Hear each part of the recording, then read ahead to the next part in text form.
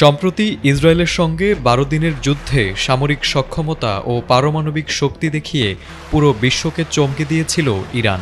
সেই লড়াইয়ের মধ্য দিয়ে ইরানের প্রতিরক্ষা বাহিনী তাদের আধুনিক প্রযুক্তির অগ্রগতি বিশ্বের সামনে তুলে ধরেছিল।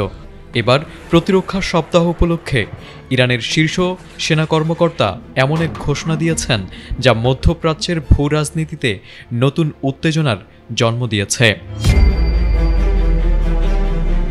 ইরানের সশস্ত্র বাহিনীর প্রধান মেজর জেনারেল আব্দুল রহিম মৌসাভি বলেন, ইরান ইরাকের ৮ বছরের রক্তক্ষয়ী যুদ্ধে শত্রুরা কখনোই ইরানের সামরিক শক্তি, অভ্যন্তরীণ প্রতিরক্ষা এবং আঞ্চলিক নিয়ন্ত্রণ অতিক্রম করতে পারেনি। এবারও ইরান সেই ঐতিহাসিক প্রতিরোধের চেতনাকে সামনে রেখে যুদ্ধের মাঠে নতুন বার্তা দিচ্ছে। তিনি বলেন, আমরা শুধু নীরব থাকি না, প্রতিটি হুমকিকে সুযোগে পরিণত করি।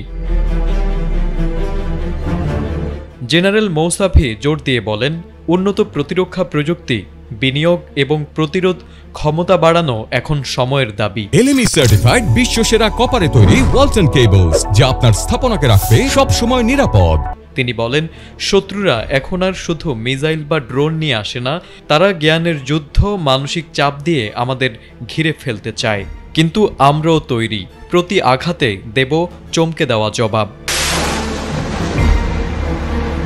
এ সময় তিনি হুঁশিয়ারি করে বলেন, ইসলামিক প্রজাতন্ত্রের সশস্ত্র বাহিনী কেবল প্রচলিত যুদ্ধেই নয়, হাইব্রিড এবং কগনিটিভ যুদ্ধে অংশ নিতে সম্পূর্ণ প্রস্তুত। বিশ্বব্যাপী যে কোনো শোষক বা আগ্রাসী শক্তিকে কৌশলগত অপ্রত্যাশিত উপায়ে মোকাবিলা করার মতো সক্ষমতা আজ ইরানের হাতে রয়েছে।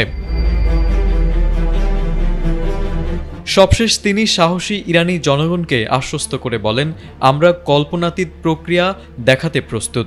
শত্রুরা যদি ভুল করে এক কদমও এগোয়, আমরা তাদের ইতিহাসের সবচেয়ে বড় দুঃস্বপ্নে পরিণত করব।